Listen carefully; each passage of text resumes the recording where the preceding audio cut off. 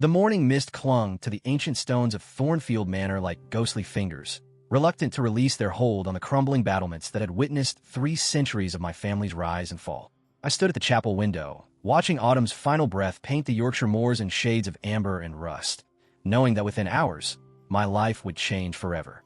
My name is Edmund Harwick, 34 years of age, Earl of Thornfield by birthright and widower by God's cruel design. 3 years had passed since Eleanor died, bringing our stillborn son into this world. 3 years since London society had quietly but decisively turned its back on what they whispered was a cursed bloodline. The letter from Countess Mortimer lay open on the altar behind me, its elegant script spelling out my salvation and, perhaps, my doom. She had a ward, unmarried at 22, who required a husband of suitable rank. The dowry was modest but sufficient to repair my estate's most pressing needs. The arrangement would benefit us both, she had written, her words dancing delicately around the truth we both understood. I was desperate, and she had damaged goods to dispose of. I had seen the girl once, briefly, at a distance during a gathering at Mortimer House the previous spring. The other guests had been careful not to stare directly, but their whispered conversations and averted gazes told me everything I needed to know about my intended bride. They said she was far too ugly for any heir, her face bearing the cruel marks of some childhood accident that had rendered her unsuitable for the marriage market. The Countess, with her calculating nature, had saved her from me, a man so fallen from grace that even damaged goods seemed generous. The irony was not lost on me. Once, I had been among those who whispered behind gloved hands about such arrangements. Once, I had danced with the season's beauties and believed myself worthy of choosing from among the finest offerings of noble blood. Eleanor had been a diamond of the first water, praised for her golden hair and porcelain skin, pursued by half the young lords in England. I had won her through charm and the promise of a title that still carried weight in those days. How naive I had been to think that love built on such foundations could weather the storms that followed. The chapel door creaked behind me, and I turned to see Matthews, my aging butler, approaching with the careful steps of a man who had watched his master's world crumble and still chose to serve with dignity. His weathered face bore the marks of a lifetime spent in service to the Harwick name, and his loyalty had never wavered, even when the wages came late and the larder grew thin. "My lord," he said, his voice carrying the weight of unspoken concern, "the carriage is ready. The roads to Mortimer House are treacherous with the morning frost, and her ladyship does not appreciate tardiness." I nodded, taking one last look at the stained glass window that had been my refuge these past months. The colored panes depicted Saint Catherine, patron saint of philosophers and scholars, her face turned heavenward in eternal contemplation. Eleanor had loved this window, spending hours here in prayer during her confinement, believing that faith alone could ensure our child's safe arrival. Faith had failed her, as it had failed me, yet I found myself drawn to this place again and again, seeking something I could not name. "Tell me truthfully, Matthews," I said as we walked toward the manor's entrance, our footsteps echoing through halls that had once rung with laughter and music. "What do you know of the lady I am to marry?" The old man's pace slowed slightly, and I could see him choosing his words with the careful precision that had served him well through decades of noble service. "I know that she is said to be learned, my lord. The Countess has provided her with an excellent education, though she has been kept largely in seclusion. The staff at Mortimer House speak of her with kindness. It was what he did not say that spoke volumes. In the language of servants, kindness toward a noble lady often meant pity, and pity suggested circumstances that inspired it. I had expected as much, yet hearing it confirmed by Matthews, whose judgment I trusted above all others, settled like a stone in my stomach. The carriage waited in the courtyard, its black lacquer showing the wear of better days, but still maintaining an air of faded dignity. As we rolled through the gates of Thornfield, I caught sight of the estate through the windows, seeing it as my bride-to-be would when she arrived. The gardens that Eleanor had tended so lovingly were overgrown, the fountains dry, the pathways choked with weeds. The eastern wing showed visible decay, where the roof had leaked through 2 harsh winters, and the servant quarters had been reduced to a skeleton crew of the most loyal retainers. This was what I had to offer, a crumbling monument to former glory, held together by stubbornness and the hope that this marriage might provide enough resources to halt our slide into complete ruin. What did it matter if my bride bore scars on her face when my entire life bore the deeper scars of loss and failure? Perhaps we were well matched after all, 2 broken things seeking shelter in each other's damage. The journey to Mortimer House took 2 hours through countryside that had once seemed filled with promise, but now appeared as tired and worn as I felt. Tenant cottages showed the same signs of neglect that marked my own estate, their thatched roofs patched with whatever materials their inhabitants could find.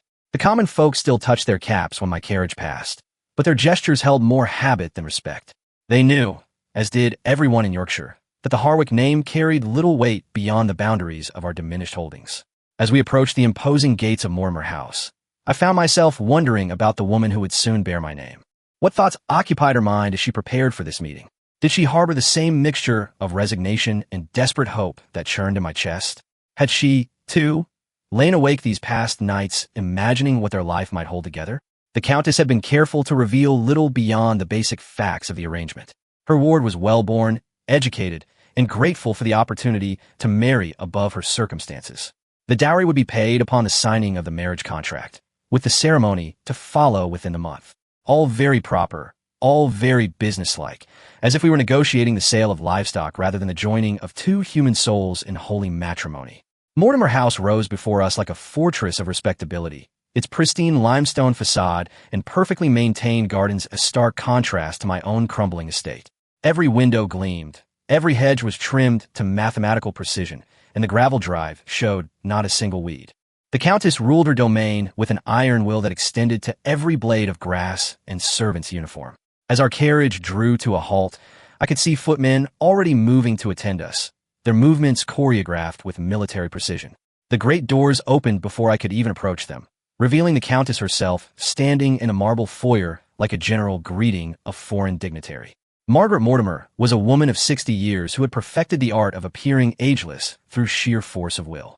Her silver hair was arranged in an elaborate style that had been fashionable during the reign of the late King Charles, and her black silk gown spoke of wealth that needed no ostentation to make its point. She surveyed me with pale blue eyes that missed nothing, taking my measure as efficiently as a horse trader examining potential stock. "Lord Harwick," she said, extending her hand with practiced grace.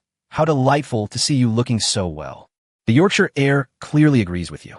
Her words were perfectly chosen to suggest concern for my health, while carefully avoiding any reference to the circumstances that had brought me here. I took her offered hand and bowed with the courtesy my mother had drilled into me from childhood, understanding that every gesture was being evaluated for signs of breeding that might offset my reduced circumstances. "Your ladyship is most kind to receive me," I replied, allowing her to lead me into the drawing room where a fire crackled in a marble fireplace large enough to roast an entire deer. The room spoke of old money and older power, every piece of furniture and artwork chosen to remind visitors of the Mortimer family's unshakable position in society. "I trust your ward is prepared for our meeting?" Something flickered across the Countess's face, too quick to read, but unmistakably calculating. She gestured for me to be seated in a chair that placed me with my back to one of the tall windows, ensuring that the light would illuminate my features, while leaving her own face in shadow. It was a technique she had undoubtedly perfected through decades of managing advantageous marriages for her extensive family connections. "Patience, my dear Earl," she said, settling herself across from me with the fluid motion of a woman accustomed to being obeyed without question. "There are certain matters we should discuss first. I believe in complete honesty when it comes to arrangements of this nature. You deserve to understand exactly what you are considering." The word sent a chill through me that had nothing to do with the autumn air seeping through the ancient window frames. Complete honesty from the Countess usually meant revelations designed to lower expectations and strengthen her negotiating position. I had learned this during our previous correspondence, where each letter had contained carefully worded disclosures that painted increasingly dim pictures of what I might expect from this union.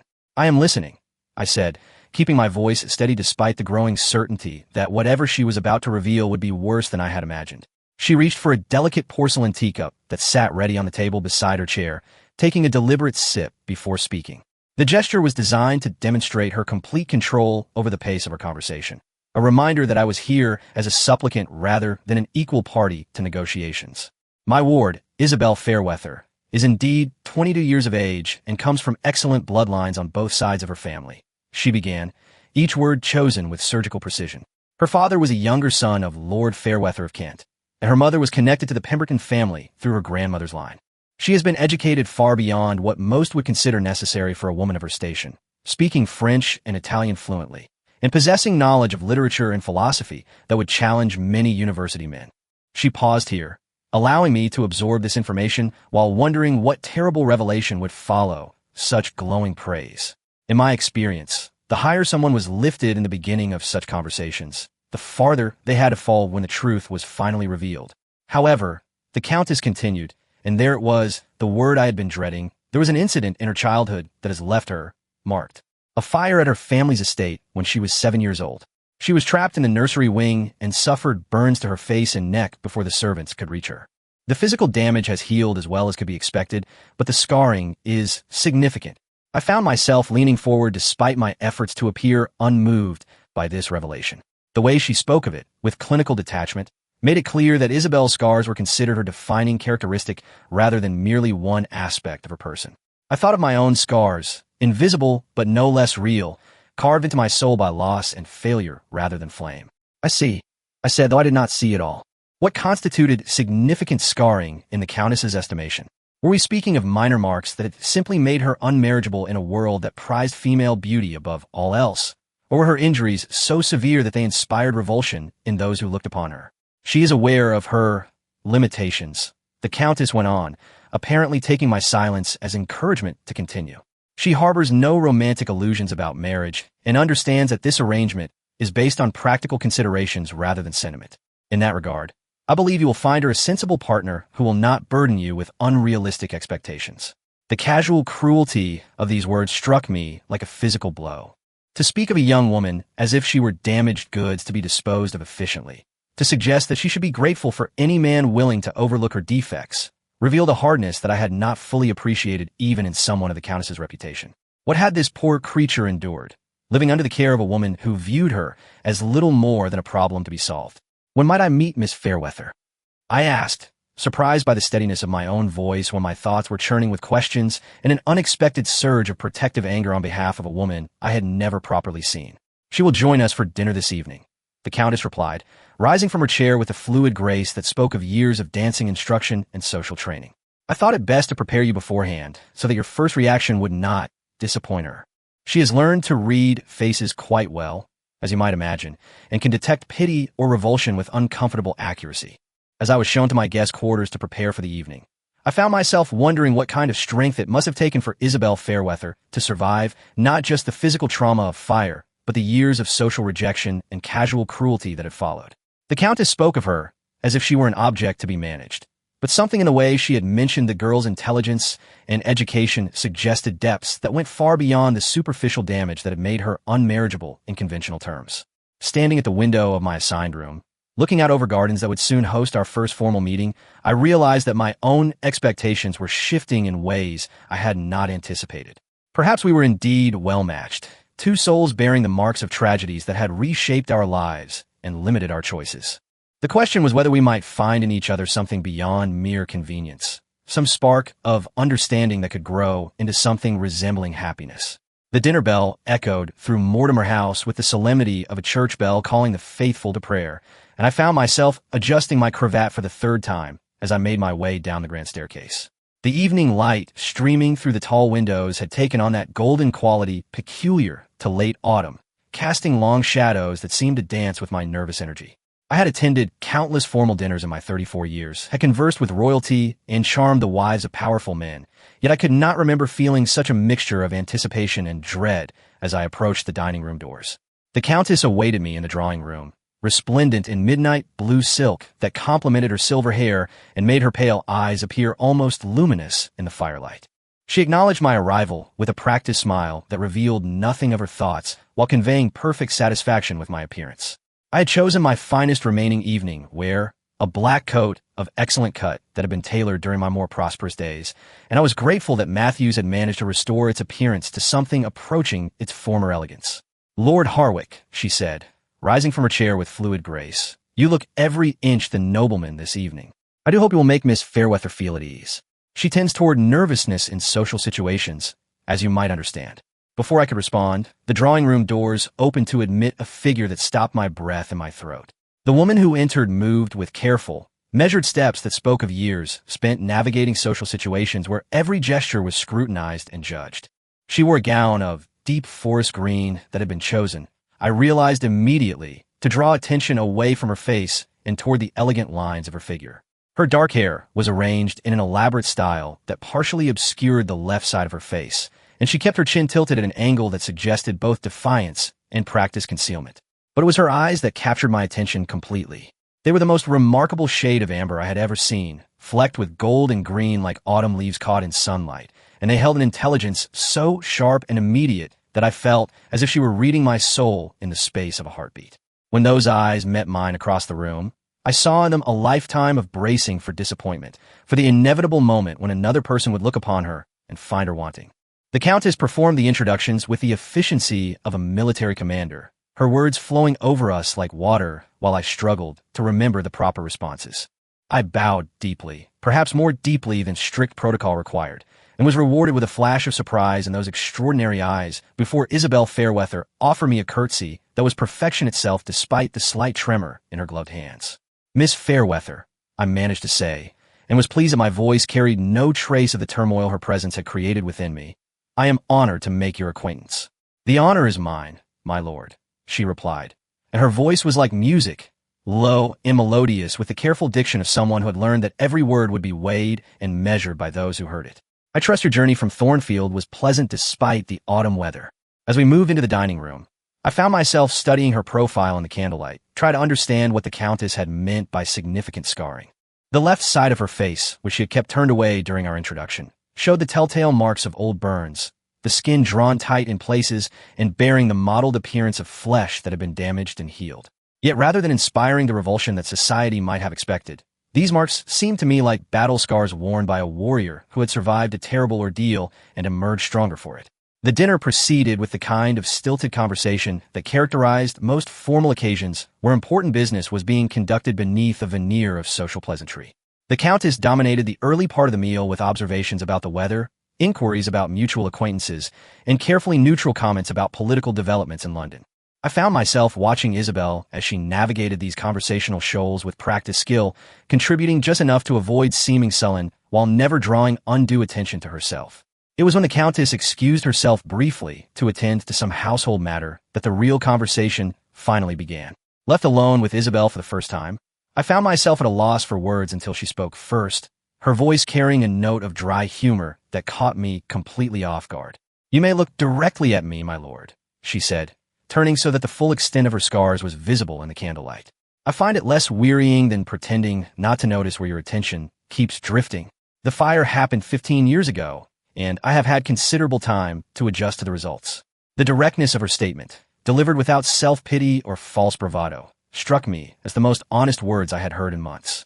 I did as she suggested, looking full upon her face and seeing not the monster that society had made her out to be, but a young woman who had learned to carry her burdens with dignity and grace. "I was looking," I admitted, "but not for the reasons you might imagine. I was thinking that you have the most remarkable eyes I have ever seen and wondering what thoughts lie behind them." A flush of color rose in her unmarked cheek, and for a moment she seemed genuinely flustered by my words. It occurred to me that she had probably spent years bracing herself for reactions of horror or pity, but that simple appreciation might be something entirely outside her experience. "That is unexpectedly kind of you to say," she replied, and I could hear the caution in her voice, as if she were testing the words for signs of mockery or false flattery. "The Countess warned me that you were a man of refinement and courtesy, though she also made it clear that this arrangement is based on practical considerations rather than romantic sentiment." The echo of the Countess's earlier words in her speech made me realize how thoroughly this young woman had been prepared for disappointment, how carefully she had been taught to expect nothing beyond basic civility from the man who would become her husband. The casual cruelty of it sparked an anger in me that I had not felt since Eleanor's death, a protective fury on behalf of someone who deserved so much better than the hand fate had dealt her. "Miss Fairweather," I said, leaning forward slightly and lowering my voice so that our conversation would remain private. "May I ask you a question that might be considered impertinent under normal circumstances?" She nodded, though I could see her bracing herself for whatever revelation might follow. "What would you choose for yourself, if the choice were entirely yours to make? If you could design your own future without regard for practical considerations or family obligations, what would that future look like?" The question seemed to catch her completely off guard. She sat in silence for several moments, her amber eyes studying my face as if trying to determine whether I was mocking her with the suggestion that her preferences might matter in the grand scheme of her life.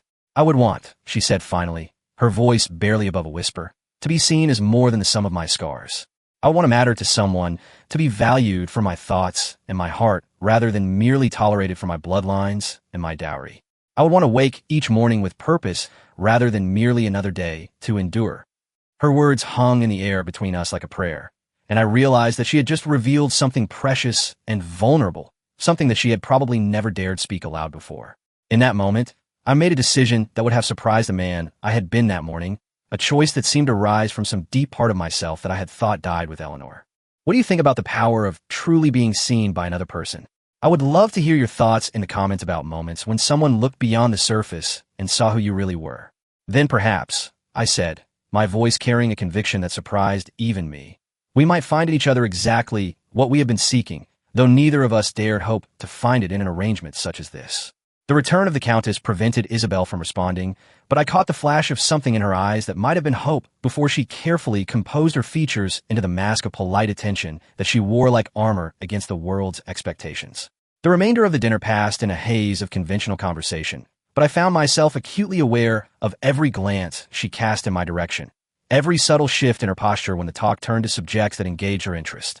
When the Countess suggested that Isabel might show me the library, I accepted with an eagerness that bordered on improper. The library at Mortimer House was a magnificent room that stretched the length of the building's east wing, its walls lined floor to ceiling with leather-bound volumes that spoke of centuries of collected knowledge. Tall windows overlooked the gardens, and comfortable reading chairs were positioned to catch the best light during different times of day. "This is where I spend most of my time," Isabel admitted as we walked between the towering shelves, her voice carrying the first note of genuine pleasure I had heard from her.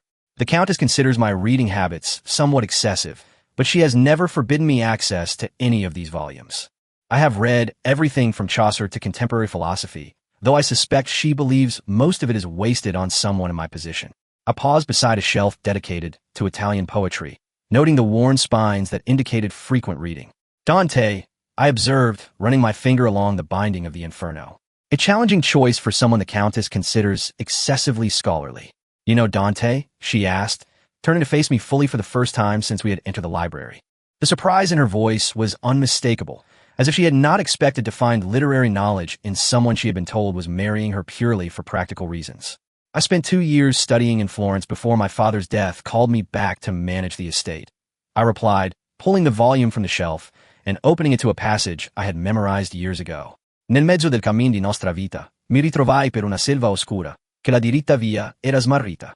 In the middle of our life's journey, I found myself in a dark wood, where the straight path was lost, she translated, her accent flawless and her understanding clearly extending beyond mere linguistic competence.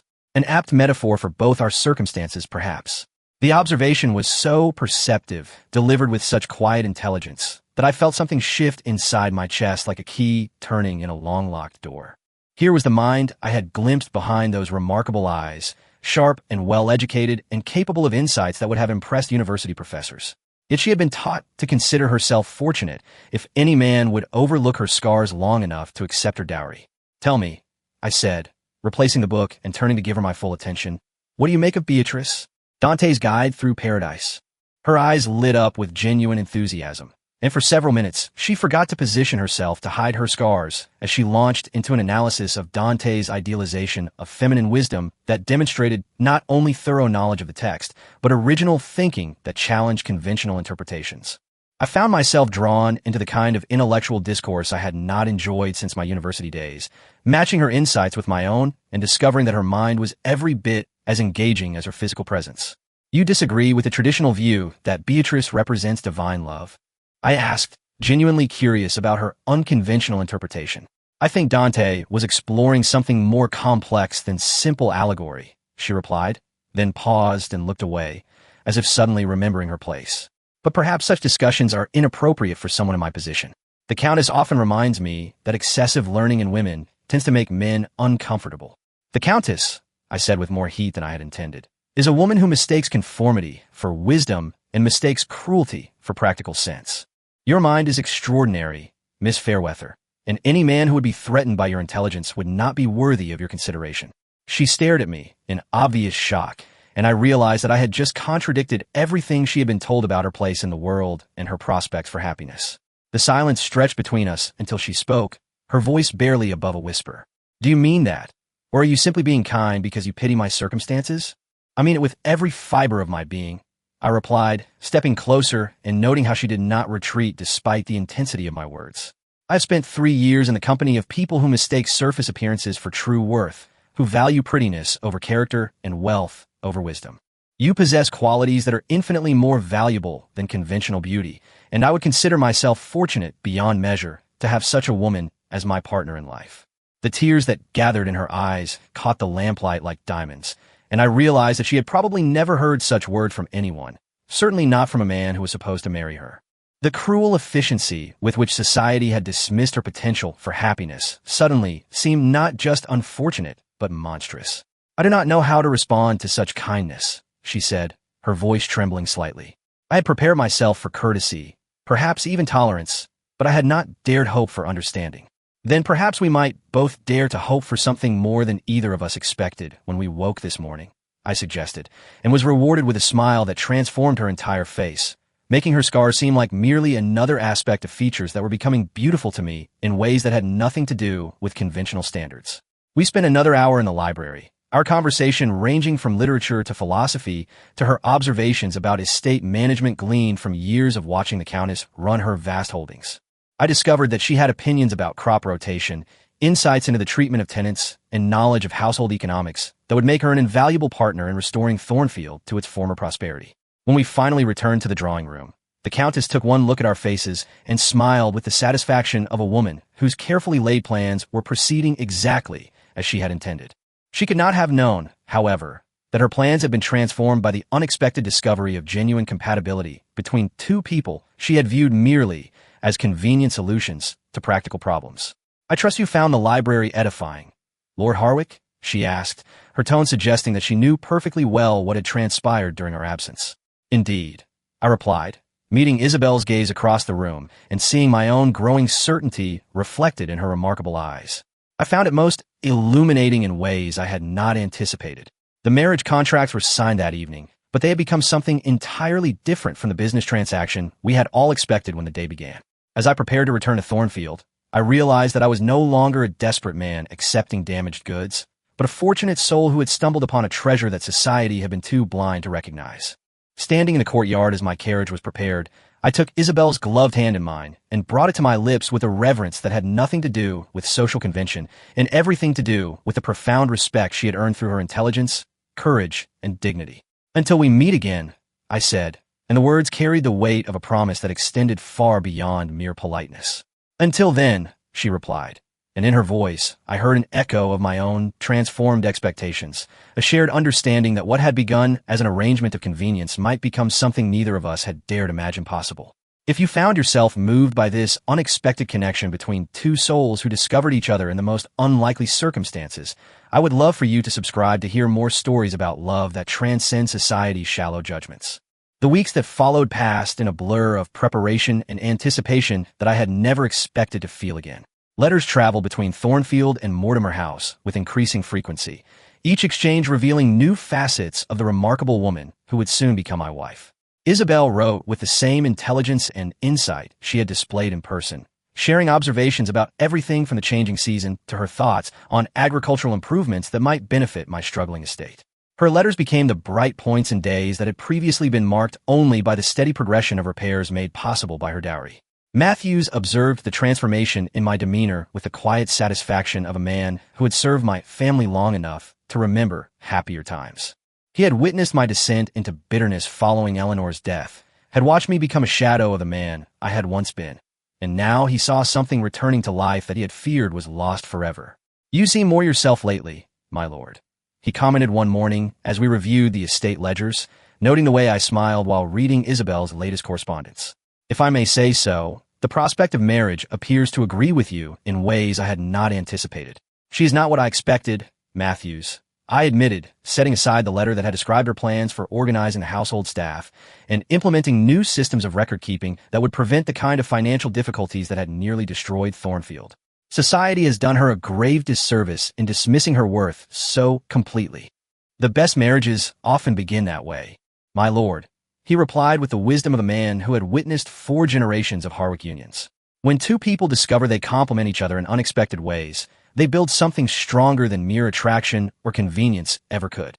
The wedding ceremony was set for the first week of December, to be held in the chapel at Thornfield where I had spent so many hours contemplating my uncertain future. Isabel had expressed a preference for intimate ceremonies over grand public displays, understanding perhaps that her scars made her an object of curiosity rather than celebration in larger gatherings. I was grateful for her practical approach, knowing that our union would benefit from beginning in an atmosphere of dignity rather than spectacle.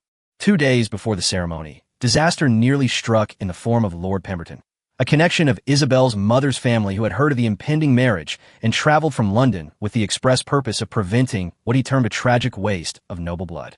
He arrived at Mortimer House in a fury of indignation, demanding an audience with both the Countess and myself to protest the union. I was taking tea with Isabel in the morning room when he burst in, a man of impressive size and thunderous voice who filled the space with his outrage. He was perhaps 50 years old, with the florid complexion of someone who enjoyed his wine and the imperious manner of one accustomed to having his opinions treated as commands. "This is intolerable," he announced without preamble, his gaze moving dismissively over Isabel before fixing on me with obvious contempt. "I have just learned of this travesty that Margaret has arranged, and I will not stand by while good breeding is squandered on such an unseemly match." Isabel went very still beside me, her face pale except for 2 spots of color in her cheeks that spoke of deep humiliation. I felt rage rise in me like a tide, white-hot and demanding action, as I watched this pompous fool reduce her to an object of shame with his casual cruelty. "Lord Pemberton," I said, rising from my chair with deliberate slowness, my voice carrying a warning that he was too arrogant to heed. "You will address Miss Fairweather with the courtesy due to a lady of her rank, or you will remove yourself from this house immediately." He laughed, a sound like breaking glass that filled the room with ugliness. "Courtesy? To that scarred creature? My dear Harwick, your circumstances must be more desperate than even I had imagined if you were willing to tie yourself to damaged goods in exchange for Margaret's paltry dowry." What happened next occurred with a clarity that would remain etched in my memory forever. I saw Isabel's hands tremble as she set down her teacup, watched her prepare to endure yet another assault on her dignity with the resignation of someone who had learned to expect such treatment from the world. In that moment, every protective instinct I possessed roared to life, and I understood with perfect certainty that I would not permit this man or anyone else to diminish her worth in my presence. "You will apologize to my intended wife immediately," I said, my voice carrying the authority of generations of Harwick men who had defended what they valued, "or I will be forced to demand satisfaction in a manner that you will find most unpleasant." The challenge hung in the air like smoke from a discharged pistol, and I saw Lord Pemberton's face cycle through surprise, calculation, and finally a grudging recognition that he had misjudged the situation entirely. Whatever he had expected from a man desperate enough to marry a scarred woman, it had not been a direct threat delivered with unmistakable sincerity. "This is absurd," he blustered, but his voice had lost much of its earlier certainty. "You cannot seriously intend to defend her honor as if she were a proper bride worthy of such consideration." "I intend to defend my wife's honor with my life, if necessary," I replied, stepping forward until we stood nearly toe-to-toe, "because she possesses more genuine worth than every simpering beauty who has ever graced a London ballroom. Her scars are the marks of a survivor, her intelligence exceeds that of most men of our acquaintance, and her character shines with a dignity that you clearly lack entirely." The words poured from me with a passion that surprised even myself, carrying convictions that I had not realized I held until this moment of crisis. Isabel stared at me with wonder, as if she had never seen anyone willing to stand in her defense, while Lord Pemberton retreated both physically and rhetorically from the confrontation he had initiated. "You are clearly bewitched by some misguided sense of chivalry," he muttered, but the fight had gone out of him entirely. "Margaret, I hope you know what you have wrought with this arrangement." After his departure, Isabel and I found ourselves alone in the sudden quiet of the morning room, the winter sunlight streaming through the windows and illuminating the space he had filled with his ugly words. She sat very still for several moments before speaking, her voice barely above a whisper. "No one has ever defended me like that," she said, tears gathering in her remarkable eyes. "No one has ever suggested that I might be worth defending at all." "Then the world has been blind to your value," I replied, kneeling beside her chair and taking her hands in mine, feeling the fine tremor that betrayed how deeply the encounter had affected her. "You are worth defending, worth cherishing, worth loving, and I count myself the most fortunate man in England to have found you." Our wedding took place 2 days later in the chapel at Thornfield, with December frost covering the ancient stones like crystallized starlight. The stained-glass windows cast their colored light across the small gathering of witnesses, and when I looked at Isabel walking down the aisle in her grandmother's pearls and a dress of ivory silk, I saw not the damaged goods that society had labeled her, but the most beautiful woman I had ever encountered. As we spoke our vows in the presence of God and the handful of people who truly mattered to us, I understood that love had found me in the most unexpected way possible. What had begun as a desperate arrangement between two people with limited options had transformed into something precious and rare, a union built on mutual respect, intellectual compatibility, and the kind of deep recognition that comes when two souls discover they were meant to find each other. The light streaming through St. Catherine's window fell across Isabel's face as she promised to love and honor me. And in that moment, I saw her exactly as she truly was, not despite her scars, but encompassing them as part of the journey that had shaped her into the extraordinary woman standing beside me. She was beautiful not because her marks had disappeared, but because I had learned to see beauty in ways that society had never taught me to recognize. In the years that followed, Thornfield flourished under our joint management, becoming not just a restored estate, but a true home filled with laughter, intellectual discourse, and the kind of deep contentment that comes from being truly known by another person. Isabel's practical wisdom and my determination to rebuild created something stronger than either of us could have achieved alone, proving that the most powerful partnerships are often forged from the most unlikely beginnings. Sometimes the greatest treasures are hidden in plain sight, dismissed by a world too shallow to recognize their worth. True love does not seek perfection, but finds beauty in authenticity, strength in vulnerability, and hope in the courage to look beyond surface appearances to the heart beneath. If you believe in love that transcends society's narrow definitions of worth, please subscribe to join our community of people who understand that the most meaningful connections are often found in the most unexpected places.